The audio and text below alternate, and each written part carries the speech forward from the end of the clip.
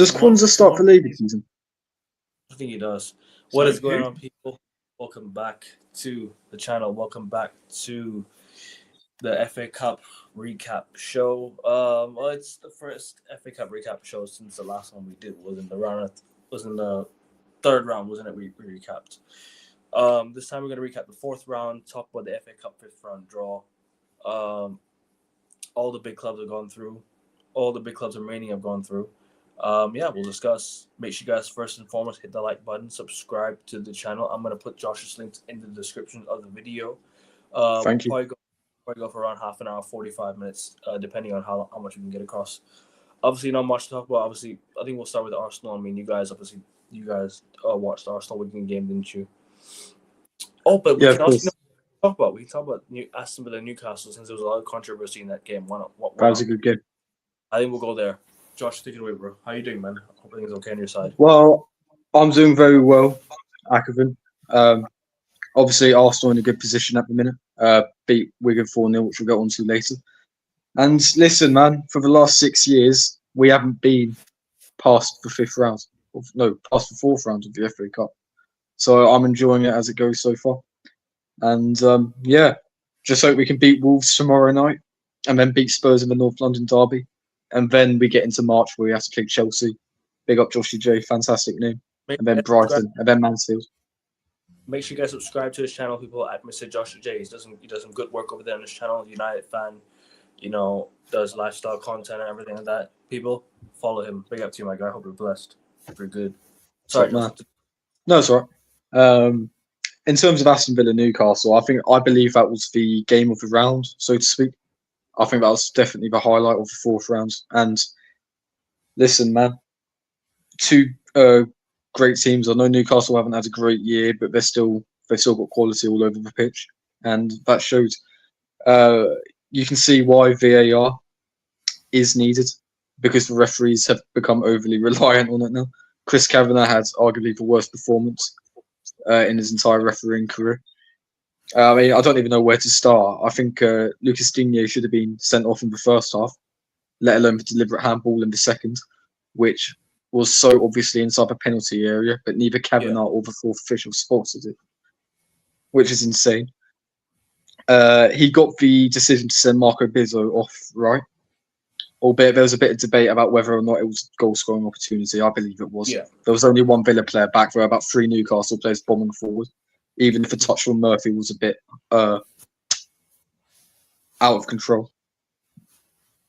But yeah, Newcastle were fully deserved winners. I'm honestly quite surprised because, listen, they've been really poor away from home this season, but they've won 2 games that you'd expect them not to.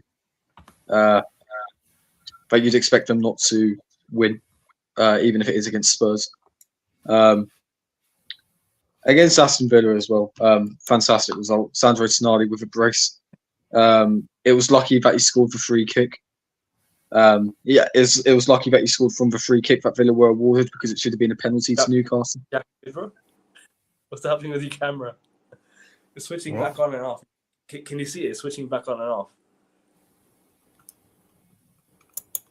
Doing it on purpose, Muppet. I'm not. Yes, you are. No, my flipping thing's going schizo. Let me just bring you back in and out just to see if it's. Bro, what the fuck? Oh, it's still like, yeah. Jack, what's up with this computer? Yeah, why don't you rejoin again if you want to rejoin again? Wait, if you want. Okay. Is that fine? Yeah, that's good. Okay, cool. But yeah, it's right. Great second goal from Tonali, arguably the goal of the round. After Somerville's against Burton. And Walter Marde made sure Newcastle got a safe progression through to the next round. I thought Leon Bailey was quite unlucky to be the sacrifice to bring Emi Martinez on by the end of that first half. And I do think Villa did miss him as an outlet in that second half, because Villa barely got out of their own half, to be honest. Newcastle were piling on the pressure. And full credit to Eddie Howe. This is their only realistic chance of the trophy this season, because it might be a bit of a tall order to ask them to win the Champions League, albeit St James's Park will be crucial in the knockout stages, should they get past Carabao. But But yeah, listen, I think Eddie Howe's got to go for this trophy. I don't think he really rested anyone, which was very refreshing, considering like lower league, teams that are lower in the Prem need to prioritise this competition more because putting it simply, far too many teams disrespect the FA Cup. And at the end of the day, full credit to them, especially after that Kavanagh performance. They got fucked over royally, though, as we discussed in our private GC. And at the end of the day, full credit to the Magpies because winning away at Villa Park is never easy. And they managed to do so with flying colours. That's 2 Premier League teams they've knocked out now. And now their rewards is a home game against Manchester City. What did they knock out last round? Bournemouth on penalties. Yeah. Who aren't easy either. So fair play to them. 100%. I mean, like, look, Newcastle, great win against Villa. Obviously, Villa down to 10 men. You're right, like you mentioned. Marcus Bizot down to 10 men. Villa under the cosh. They were up 1-0 at half time. They could have how do you say it? It could have ended really badly for Aston Villa. At the end of the day, 3-1's a respectable scoreline considering they had 10 men. And just at the end of the day, no VAR means your decisions will be more inconsistent and more, I would say, and more inaccurate. More inaccurate for sure. Because now that you're managing a game, now you're refereeing a game without VAR, which you've been used to refereeing a game with VAR, you're going to make a lot of mistakes. And this is where I blame the referee training. This is where I blame the training of referees by the FA, by the people who run the referees. Because you're supposed to train these guys without VAR as well. They're so reliant on a screen to help them make a decision. Back then, they used to rely on themselves to make a decision. Now they're so like not going to give accurate decisions, bro. So look, I can't really say much. Obviously, Newcastle 3-1 winners, and on to the next round. I guess to play Manchester City at home. Not going to be an easy game. Definitely, Newcastle want a lot more though. I think this one will be Newcastle want this one a lot more. We'll get to the preview in soon come. But Jack, what did you make of the Villa Newcastle debacle and all the game? What did you make of that whole situation? I don't even know where to start. I mean, the human errors on display was absolutely just shit. How do you make 3 wrong decisions in that match, which are clear and obvious? As Josh said, Dino should have been sent off for a foul in the first half, and then I didn't see the free kick decision or free kick that should have been given as a penalty, but I saw it in like the replay and the highlights, and it was so clear and fucking obvious. Pardon my French. And then what's the last thing? Oh yeah, Marco Bizot, as obviously Josh mentioned, it was like denial of goal scoring opportunity, but as he said, like Murphy's touch was a bit of a hospital touch, no pun intended, and just the whole sort of way that Villa were playing, from what I remember, it was just trying to hack the Newcastle players down, and luckily, Newcastle won 3-1. Obviously, Tonali brace, and it's what they deserve.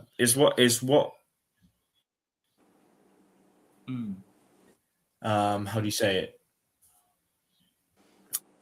It was a well-deserved win. They're through to the next round. Obviously, play Man City for the 5th time this season. Well, or like 4th time, but they still had to play them again in the league at the Etihad. Hey, and obviously they played. Both are still in the Champions League too. Don't forget that. Potentially, yeah. But this, as it stands, it will be their 4th out of 5 games that they'll have to play Man City in like all competition this season and whatnot. And looking at how they performed in the League Cup semi-finals, I mean, it's not looking good. But Newcastle have that dog in them, if you will, to put it simply, to like scrape on against City in the cup. And hey, it's the magic of the FA Cup. That we need this kind of shit to happen. We need this kind of chaos to happen. So yeah, those are my thoughts on the game. And also, sorry, one more thing. I know we're probably gonna discuss this in the like Prem show later down the line, but Chris Kavanagh came out and said like he's not getting involved in like the next Premier League match week and whatnot. So yeah, just quick heads up. Okay. Hull City 0, Chelsea 4. I didn't watch that. Yeah. I knew that. I knew Chelsea were going to win. They went formidably strong. I think I remember King on one of our last streams being like, "What the hell? We're playing that strongly." And yeah, I was surprised as well. I think Liam Rosignol was evidently trying to make a point to the club that sacked him a few years ago, to his former employers as both a player and a manager. And listen, he starts off his solid start. Well, he continues, I should say, his solid start as Chelsea manager. And full credit to him because, listen, Hull City, it can be an easy banana skin. I don't think they're doing too badly in the Championship, but Jack may be able to correct me there. No, they're doing mid. They're probably mid-table in the Championship, but that's never easy. So fair play to them. And well done to Pedro Neto because he's deservedly got a lot of criticism this season. But he managed to get a hat-trick. That'll be very confidence-boosting for him. And that puts Chelsea in good stead among a hard fixture list coming up for them. And they should have scored more as well. Liam Delap, I don't know how he missed, alongside Esteval, both in that first half. But fair play. And Hull, that wasn't a great performance. So fair play, Chelsea. Fair reward.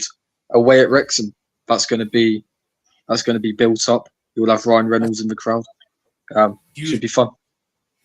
Huge game for Wrexham, I can't lie to you. Yeah. Smells like an upset potentially. I've been thinking that.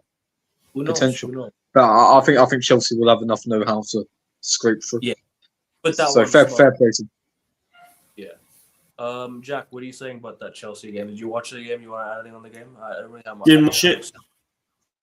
I mean, I saw the highlights. There's that Delap absolute farce that an absolute just blunder that he made. Could have made out. I don't know what scoreline was at the time, but ran a goalkeeper and then he just got tackled. 5th place in the Championship against 5th place in the Premier League. Whole joint on points with Ipswich in the playoffs, who were in 4th place, but because of goal difference and whatnot, they're behind them. And Ipswich have a game in hand in the Championship over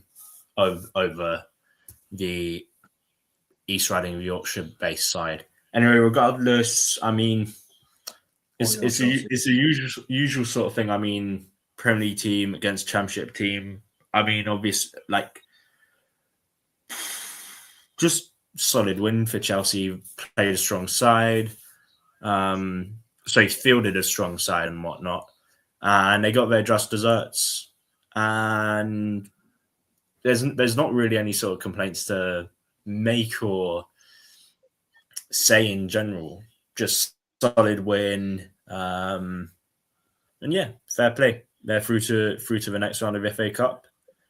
Commiserations to Hull. They can now just focus on the playoffs up until like the end of the season. I mean, we're over halfway through the season and whatnot. So, yeah, big ups to Hull. Fair play, Chelsea. That's what I have to say.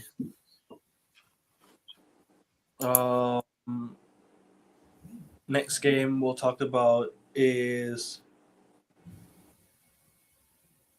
Hold on one second. What's the next game we can talk about? Obviously, Arsenal. You guys 4-0 against Wigan. Might as well take it away, Josh. Well, thank you very much. Listen, Shaq, Yo.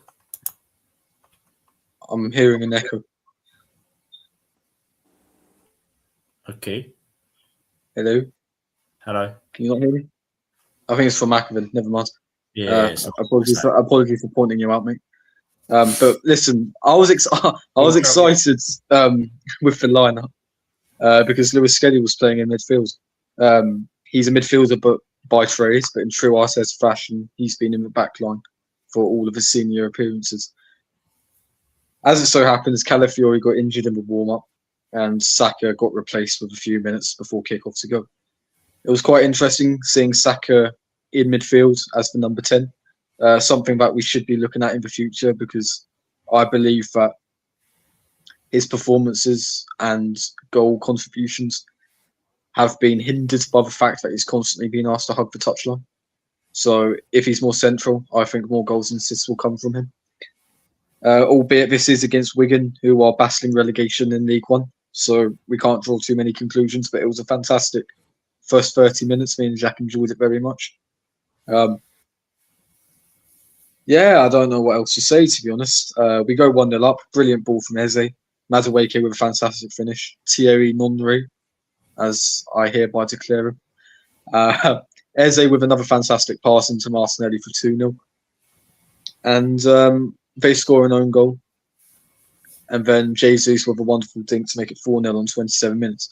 I believe since the Premier League began, we are the only Premier League side to go 4-0 up in an FA Cup game within the first 27 to 30 minutes. So fair play to the lads for that. After that, we didn't need to do anything. We didn't need to do anything at all, really. We got the job done. Saka came off at half-time for Gyökeres. That was purely because Saka isn't 100% fit.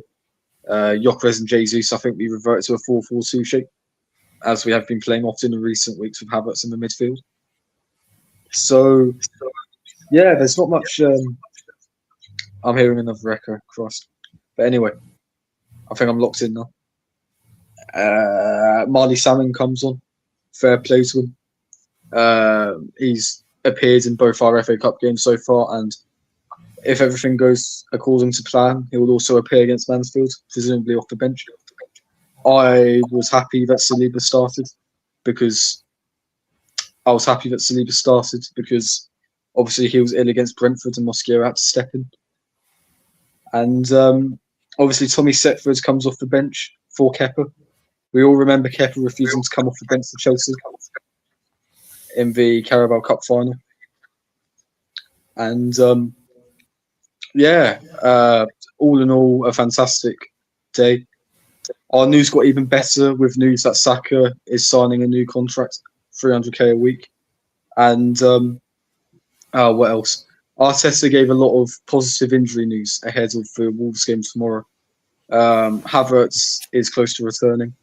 Ødegaard is only going to miss the Wolves game. He should be back for the North London derby. Calafiori is fine. Saka is fine. We're looking in much better shape. So overall, good win. Fair play to Wigan. They travelled down from northern Manchester just to see their team get battered within 27 minutes in the pouring rain. So fair play to them. And I felt it was quite disrespectful from Arsenal fans to sing "Are you Tottenham in disguise?" because Tottenham haven't won the FA Cup this century, unlike Wigan. So there you have it. Didn't Ben Watson wear number 27? Or else? I can hear it.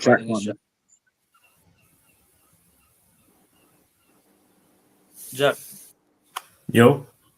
Did Ben Watson wear number 27 for Wigan when he scored the... I could not tell you. I will double check though. I think it must have been number 10. Never mind. I think it must have been number 10. But anyway, Arsenal 4-0, looking to win number 15 in the FA Cup. Could potentially happen. Could it? I mean, we'll see. Obviously, you are slowly progressing. Mansfield Town next. You know, should be an easy one. I mean, you're going up to near Manchester now as well. Then, I mean, Mansfield Town. I'm sorry. Go on. Well, Mansfield. I think that's in Nottinghamshire. So yeah, around near Manchester area. Yeah. No, but still, like that. No one. good win. 4-0 through to the fifth round of the FA Cup. Mansfield Town away. I must say, Mansfield Town, the perfect draw for us, considering I think that's between the Brighton away game in the league and the first leg of the Champions League round 16. So it was good that we got statistically the lowest ranked team left in the competition, albeit it is away from home, so they'll be up for it.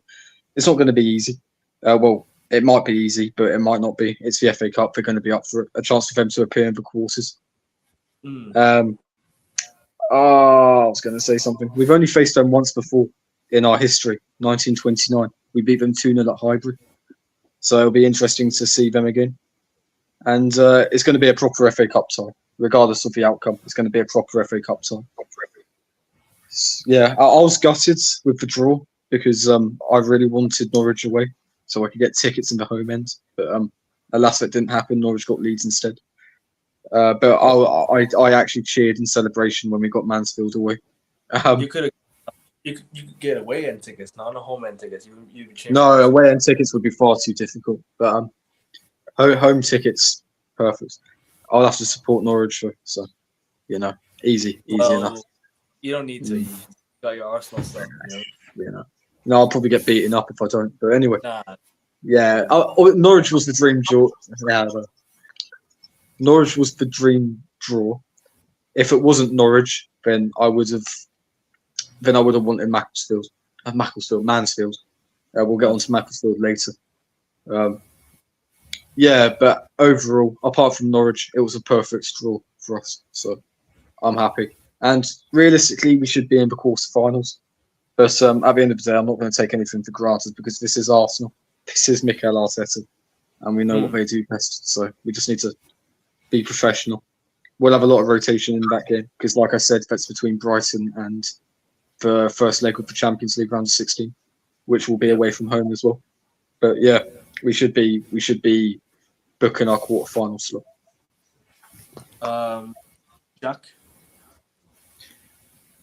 Just want to quickly update. Ben Watson wore the number 8 shirt at Wigan. Just want to say that. But anyway, regardless, solid victory. I was saying 27 minutes in Ben Watts. I was saying, oh.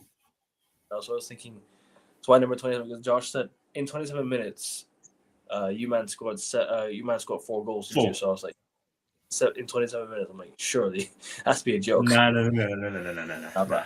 That would have been a good sort of coincidence, but no, that isn't the case. But anyway, regardless, solid win, solid result, 4-0 win. I mean, what's not to like? I mean, only sort of complaint that we can make about this Arsenal team is the fact that we were falling up. We didn't try and press for like a 5th or 6th or like a 7th or an 8th, something like that. Because this is the kind of stuff that like Man City do and have done in the past against like Salford, against Exeter this season. And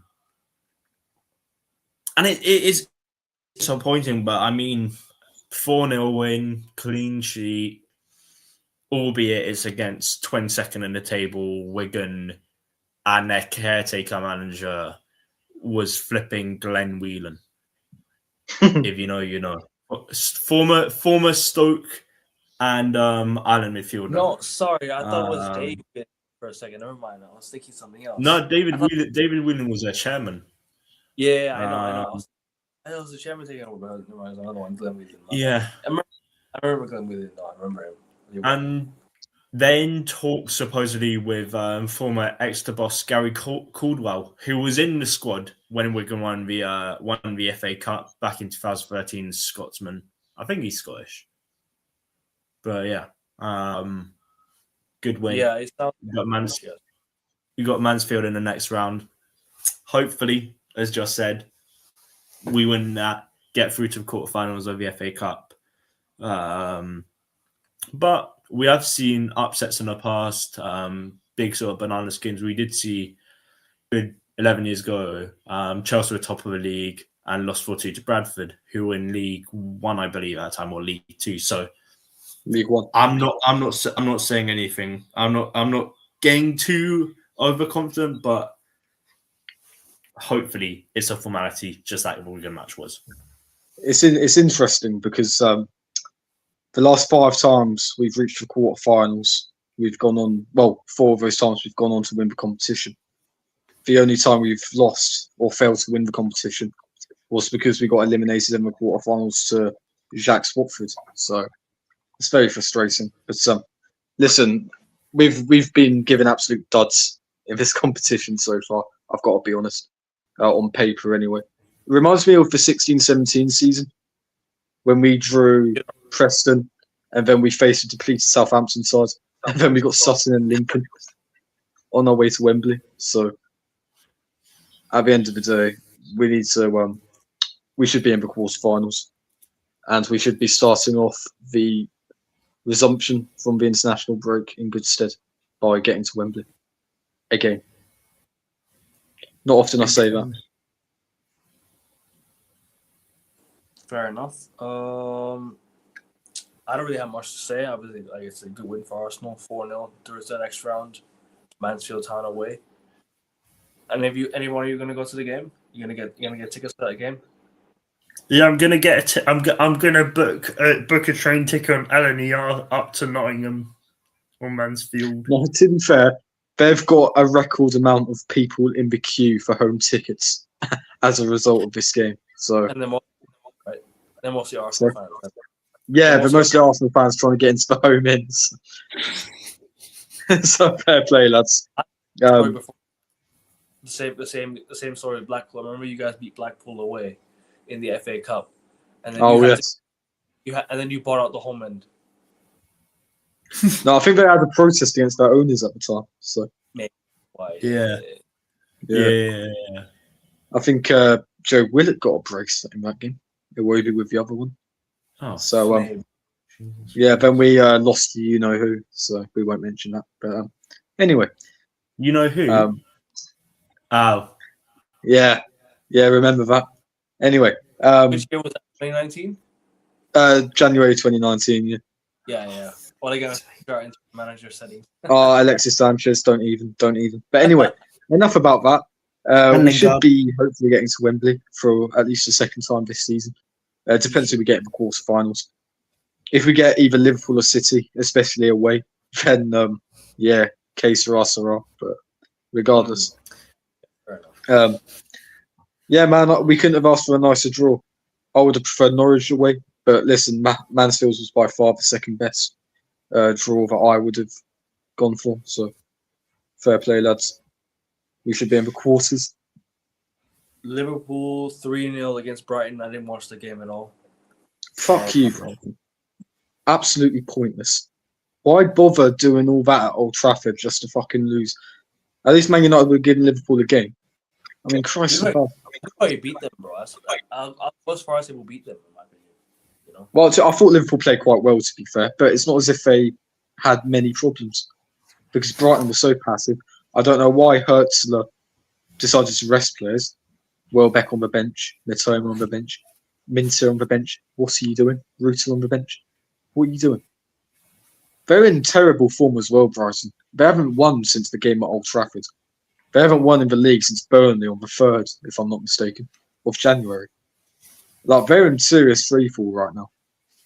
And they're lucky they started the season quite positively because otherwise they'd be well within the scrap at the minute. And listen, it was so abject from Brighton at Anfield. I don't know if you saw Akabin, the Brighton fan with the seagull mask. That guy.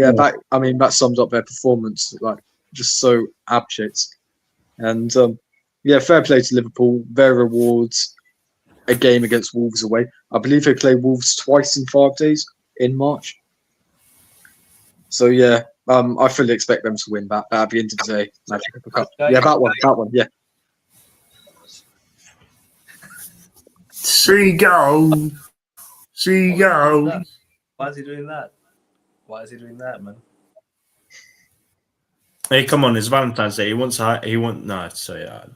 Valentine's Day. He wants to take his. No. Yeah, it was Valentine's Day. It was the night before Valentine's. Oh no, it wasn't. Shit. No, it was Valentine's. It was Valentine's. No, yeah, it was. It was. Take your kid up to Anfield. Uh-huh. Yeah. Go on, bro. No. Because I swear the guy in like the seagull mask was with his kid or something like that. I could be wrong, but it's like just doing that kind of thing on Valentine's Day is just quite funny to be honest. Just for vibes as well. Thoughts on the game? Fucking hell! Did you watch it? Or? Yeah, I watched it, but it was poor quality, poor showing from Brighton.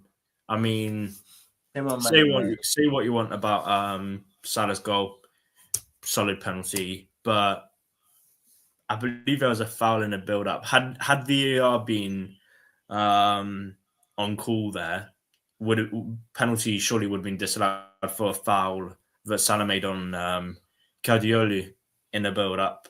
But regardless, Curtis Jones scored his first goal in, I believe, 57 matches that he mentioned on the broadcast of it on TNT Sports. And Szoboszlai, back from suspension, back with a bang, scored a beautiful goal.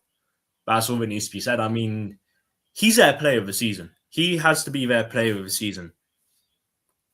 Him and maybe even Ekitike is probably second, but like Szoboszlai is clearly been their best player this season. He's shown his worth again, just like he did last season. Yeah, sorry, what are you saying? I was saying Ekitike, but then you know what? Now I think about it, maybe not. You know, Szoboszlai could be one of the best players.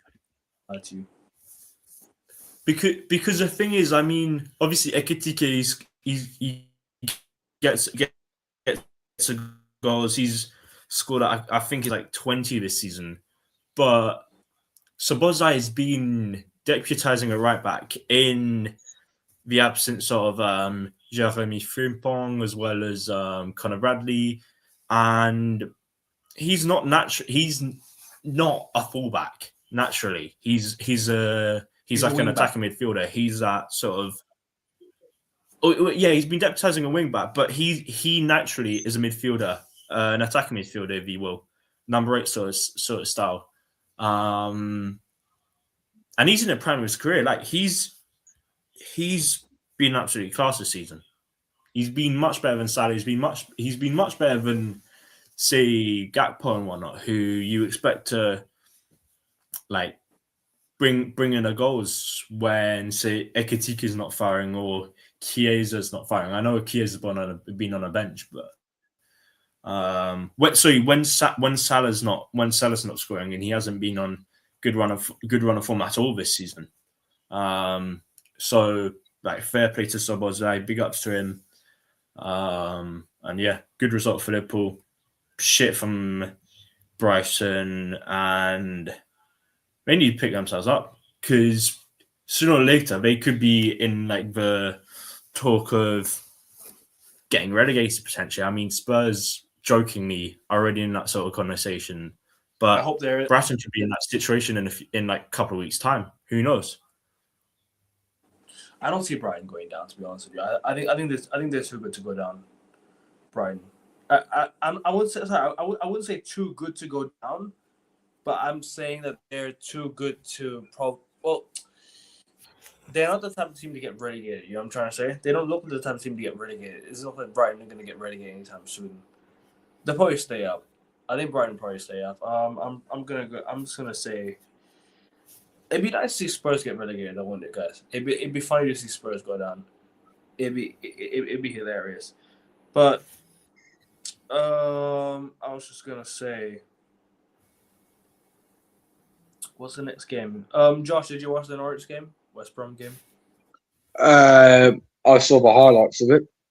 Philippe Clement, absolutely magnificent impact since taking over from Liam Manning, the terrorist. I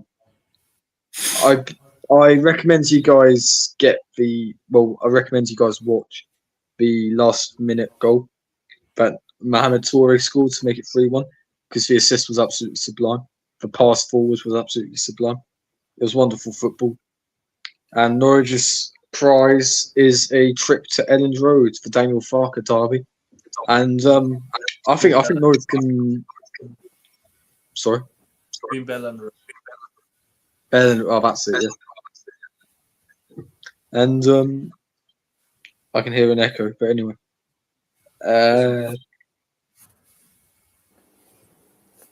At the end of the day, yeah, I think West Brom are seriously struggling at the foot of the towards the foot of the championship at the minute. Yeah, And 20th. you can see why. They've conceded 8 goals against Norwich in their last 2 games against each other within the last month. Yeah, they look like a dreadful outfit at the minute. So fair play to Norwich. Norwich have never got to a final. The furthest they've got is the semi-finals. So hopefully they can go one step further, as long as they don't meet Arsenal along the way. So fair play up the Canaries. Fair enough. What's the next thing we should talk about? I mean, there's a few others we can talk about. Southampton, Leicester. I watched a bit of that game. Leicester are just a really poor side. Great goal from Oliver Skip. They are a very, very poor side, bro. Very poor side. And it's time I might hold some serious conversations now. It's time I might hold some serious conversations now about certain, certain men.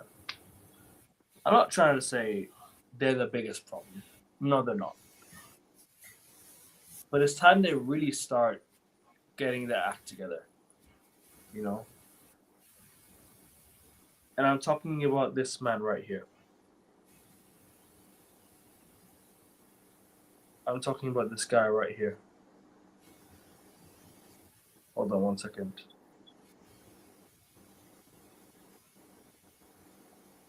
I'm talking about this guy right here. This guy. Oh yeah, Top Vichai, or whatever his name is. No, Top. All Sorry, right. Top, yeah. Sorry. Big up to him. Big up to him. What he did with his father.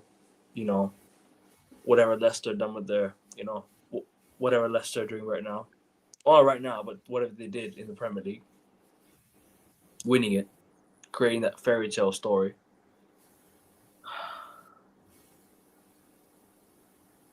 I think Leicester City might just be done. I think Leicester might be done. And it will take them a long while to get back to the Premier League. Financially, they can't compete. The owners are struggling to put money into the football club. King Power has just struggled during the COVID times. Ever since the COVID times have ended, or not ended, but ever since COVID times have slowly gone away, they've hardly spent money. And ever since Kunvichai passed away in a helicopter crash, Leicester have not been the same ever since. They had 2 chances to qualify for Champions League, back-to-back seasons. They missed out. All that money that could have come into the Champions League, they missed out big time. Once they won the FA Cup, they weren't rewarded enough. They had the chance to win the Conference League. They didn't. They lost the semi-finals.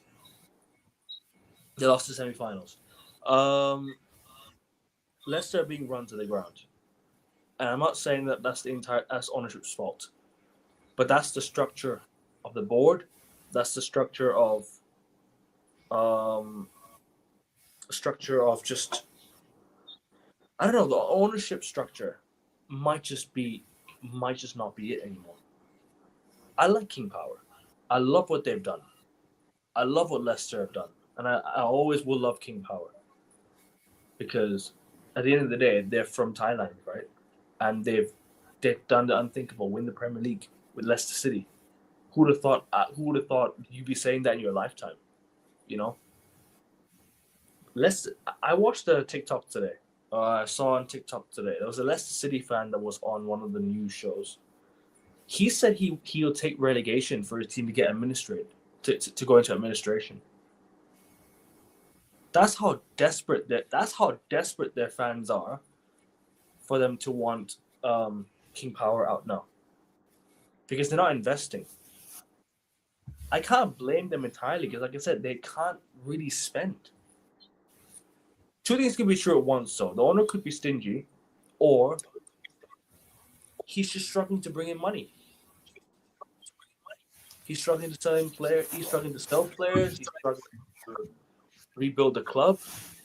They're now hit with a 10-point deduction.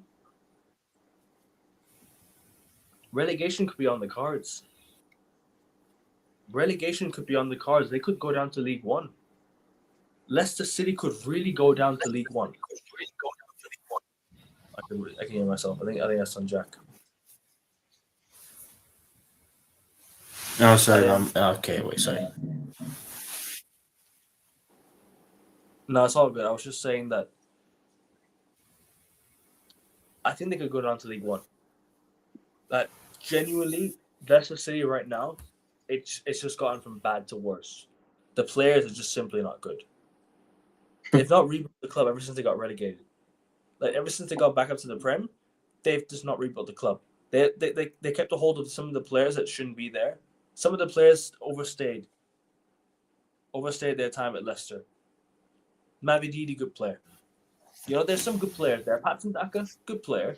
You know, Leicester signed some good players in the past, but some of them have prolonged their stay.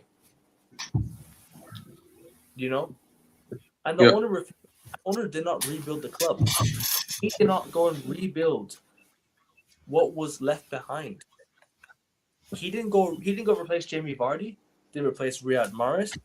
Didn't properly replace N'Golo Kante. All right, N'Golo Kante left while Quintop's dad was still alive.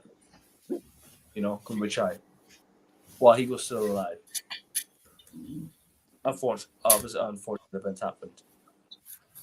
Ever since that helicopter accident, Leicester have not been the same. They've won the FA Cup only 5 years ago. They won the FA Cup, but ever since the FA Cup, they've just not been the same, bro. They've not invested enough. They could have qualified for the Champions League back-to-back years, and what could have happened was they could have got all that money and that they'd have been saved.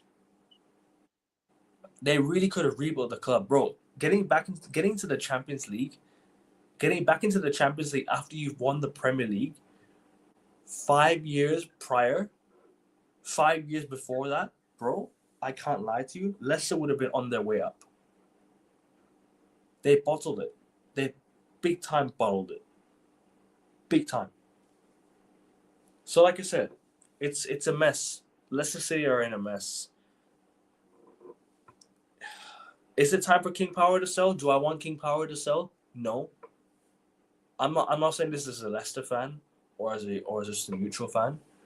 I just think Leicester fans should be grateful for what they've done, because to do the unthinkable, to win the Premier League, like, come on, like, which Leicester fan would have thought, you know, that would have ever happened?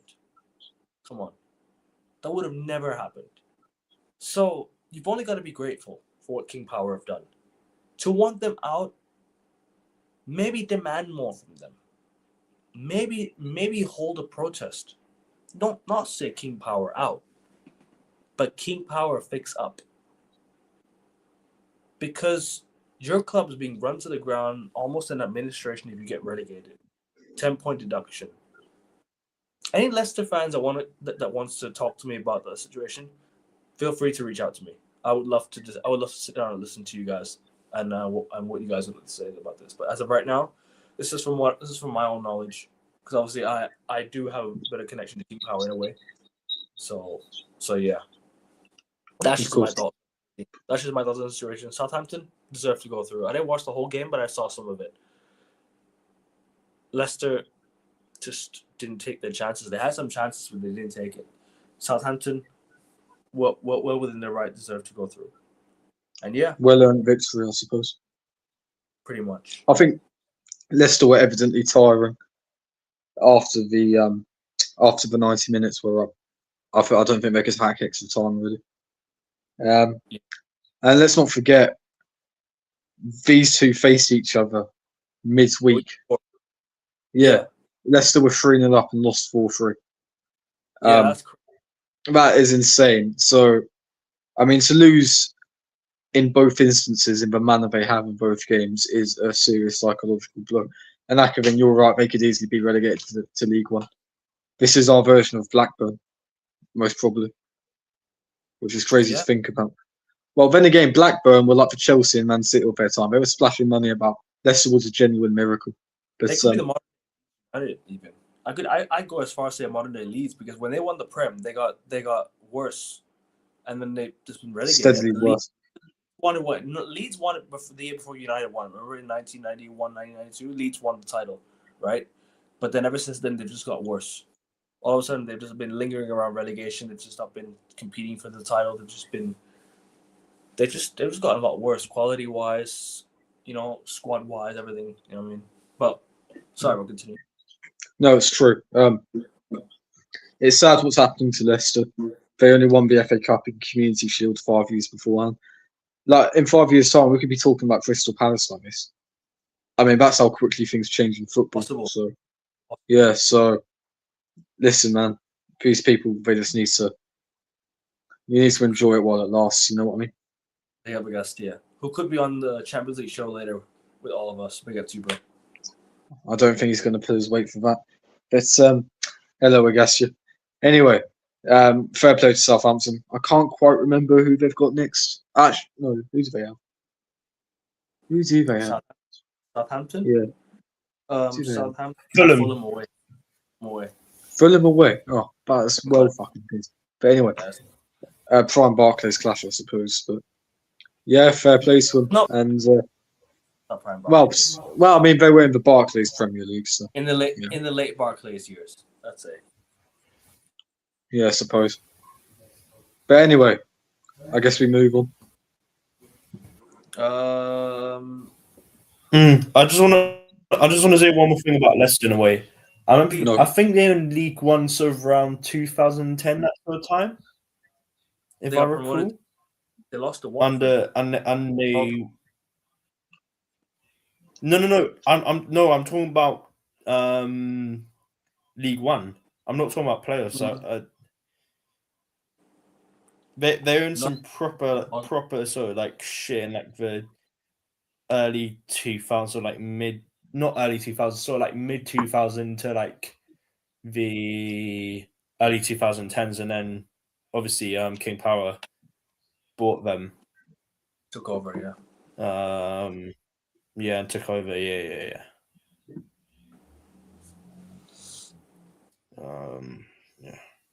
We know ball over here, I guess. Big time fall for Graceman, big time. How they've allowed it to happen, it's crazy. How they've allowed it to happen, like how Leicester have allowed themselves to drop into a situation where they could be in administration. Is like, I think at the end of the day, missing out on Champions League football for 2 consecutive years, alongside and excuse me for saying it, the poor ownership of the King Power as a result of the helicopter crash and whatnot. Leicester have never been the same, although they have added an FA Cup and Community Shield to their trophy cabinet. Let's not forget, I don't think the Premier League was even their first trophy this century. Or at least not since 1999. No. League Cup in 2001 against Tranmere. Yeah. 2001 was it? Yeah, it was the League Cup. Yeah. So it's not as if Leicester was some sort of fucking miracle. Well, obviously it's a miracle winning the league and whatnot, but they're established. They're an established club, I should say. Yeah, I don't mean to cut you off, bro. I don't mean to cut you off.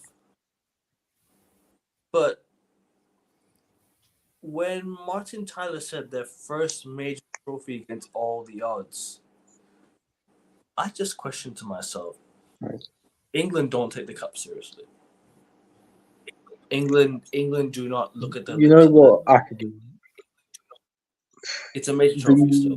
The League Cup has always had a bit of a not taking a seriously job to it because it's always been the FA Cup. And then with the FA Cup, the Premier League came along. The league became a priority. You'll ask people 40 years old and above. The FA Cup final was the biggest game of the year. And whoever won the FA Cup, it was more well known than whoever won the league, the first division in England. That was how big the FA Cup was. And then as the Premier League came in, all the money was poured into the league instead.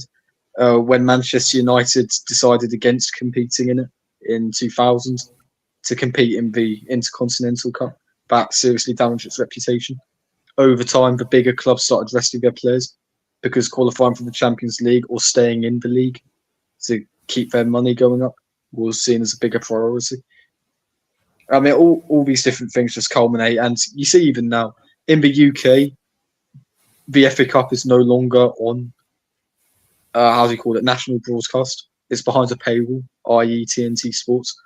So there's less accessibility there, less chance of kids from less privileged families to watch the football. I mean, the FA have severely harmed their own product. And at the end of the day, the FA Cup will always be a major trophy in my eyes, not least because I'm an Arsenal fan and it's the only trophy we've won in 22 years. But, listen, it's the oldest cup competition in the world, So, excuse me if I consider it major, No, it is amazing. I guess, what's the incentive for big teams winning either of the domestic cups? You win £2.1 million for winning the FA Cup. You get £200 million for finishing 20th in the Premier League. In parachute payments. But the problem is, like, when you talk about reward, right? When Martin Tyler says it's a first major trophy against all the odds, Leicester City won the League Cup in 2001, like Jack said. Like, that's so it's 2000. It was 2000. 2000. All right. I'm not trying to say that big clubs, Leicester City are not a big club yet. They were on their way to. They were on their way to a big club. They were. They're a very, very big club.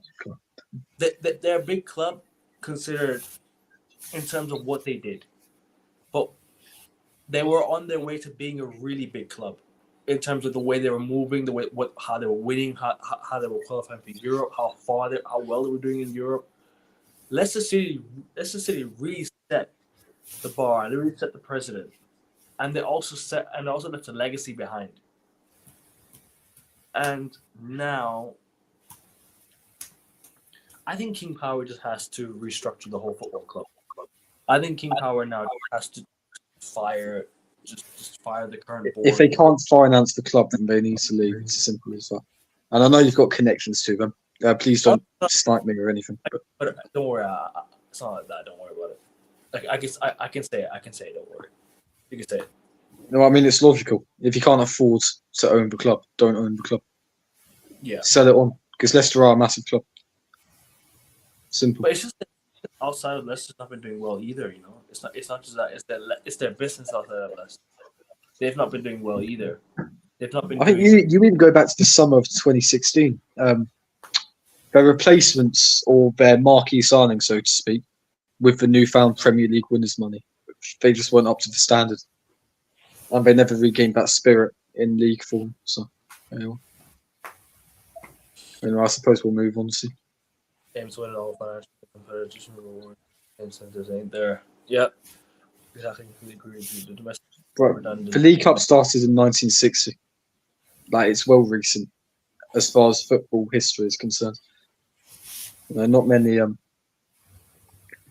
people do care about the League Cup. No big club cares about the League Cup until you get to the quarters, or unless you face one of the so-called Big Six sides. So, I mean, I remember Brentford played Manchester City in the Carabao Cup this season. They rested half their players. What are you doing? Major opportunity for a trophy. Brentford's first ever trophy. Why are you resting players? What's the point? It's just it's so jarring, genuine. Clubs don't take the cup seriously, and that's the sad thing about English football. That's the sad part about English football, is that you don't take the cup seriously. And once you get to the latter stages, you start taking it seriously. We win the Carabao Cup next month, hopefully.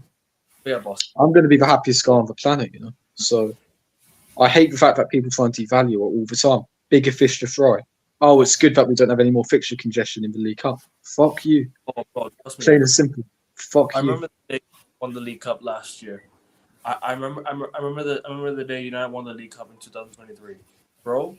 That day when Casemiro, Rashford won us that League Cup, I was so happy, man. Like, trust me, I was gassed. You know why? It's not just that; it was the takeover news surrounding the football club as well. That day really, I was like, oh my God, my football club might be back.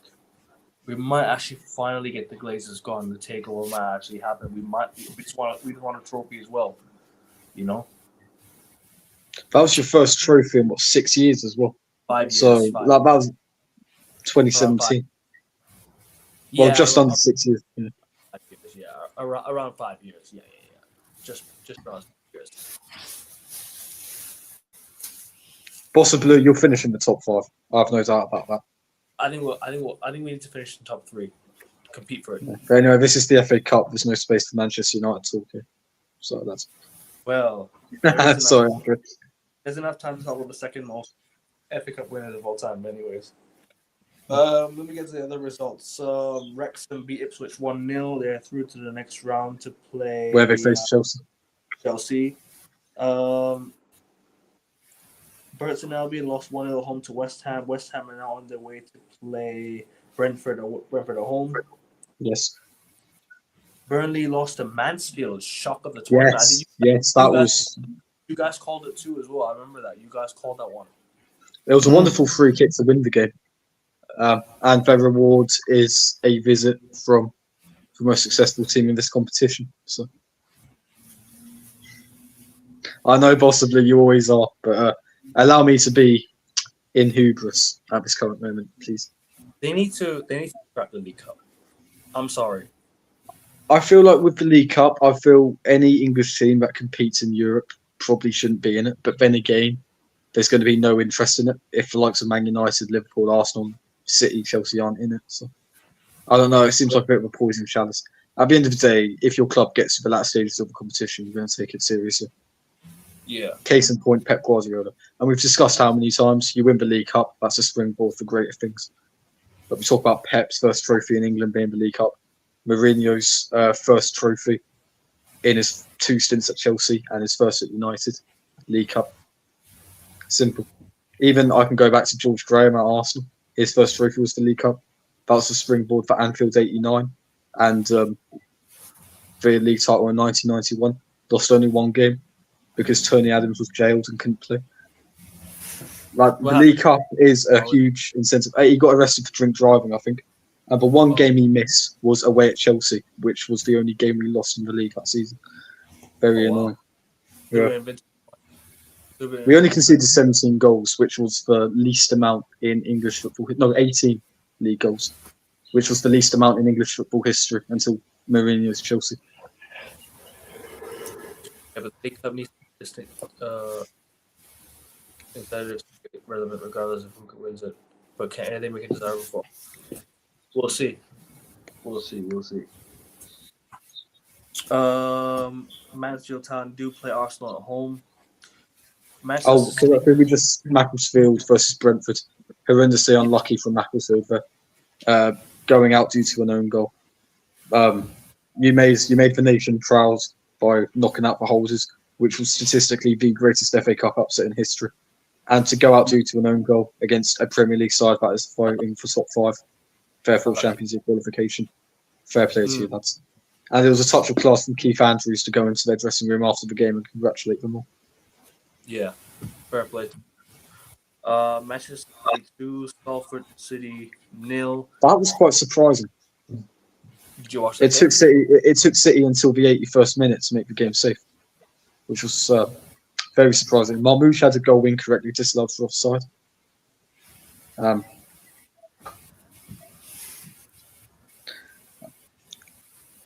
Could it have been a no, not the Premier League show, possibly. So I'll leave it at that.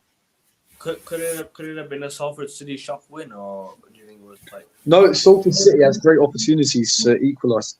I think they had about 3 clear-cut chances, but at the end of the day, City do what they do best. James Trafford played very well. He came out in his post-match interview and said, "Listen, I got promised to be the #1 goalkeeper. I made a few mistakes against Spurs and away at Brighton, and I've been replaced. It's not how I envisioned it, but all I can do is work to the best that I can. And he's a fantastic goalkeeper. I still remember when I think the England under-21s won the Euros. Obviously, the under-21 Euros, he saved every single penalty. Like, the guy's a fantastic goalkeeper, and he's a fantastic second choice. There's no doubt about that. But he's an ambitious young lad. He's not going to want to sit around and be back up to Donnarumma. I think he'll be angling for a move in the summer. Mm-hmm. So yeah, I mean, there's a good chance to leave, 100%. Leeds beat Birmingham on penalties.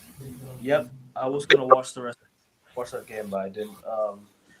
What other games that we did not go through? Obviously, we talked about the Norwich beating West Brom, Southampton beating Leicester. We talked about that one. Oh, Sunderland beat Oxford as well, due to a penalty. Didn't you say Birmingham City on penalties against Leeds, or I think you must have Yeah. Birmingham lost to Leeds on penalties. Very unfortunate. I wouldn't have minded Birmingham because they've caused Arsenal a lot of pain in the past. Didn't you predict Birmingham to win on penalties or something? Did I? Yeah, probably. I think you must have penalties. Yeah. Fair enough.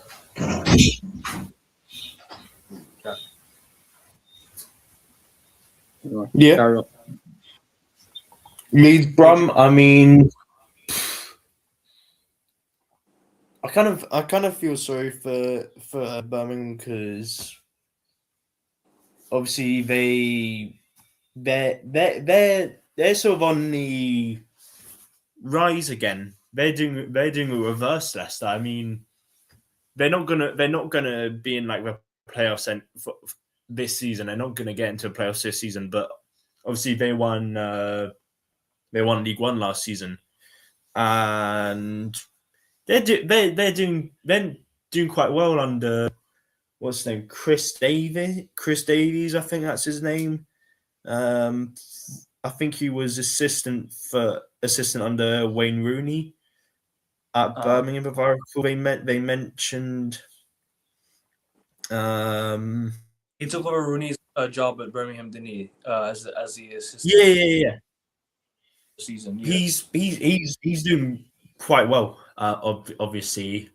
Don't worry. Along with that, regardless, Leeds, they go over the line, get into the next round on pens. Who gives a shit at the end of the day? Oh, unless you're a Leeds fan. But yeah, fair play. Next up, we have the Macclesfield. Obviously, Brentford beat Macclesfield 1-0 away. We mentioned that one already. Stoke City lost to Fulham 2-1 at home. It was quite frustrating because every single Premier League side beat lower league opposition on the Sunday. Now, obviously, it makes for probably a better quality of matches in the latter stages, but like we want all the non-Premier League sides we can get in the latter stages of the FA Cup, because at the end of the day, that's what the FA Cup's always been about, the underdogs. So, it was quite unfortunate. But fair play for them. Great response to going 1-0 down. It's a huge game that Grimsby Town lost, man. It's a huge shame that they lost. Wolves beat Grimsby on one of the worst pitches I've ever seen. 1-0. And the worst two teams you've probably ever seen. Yep, they did.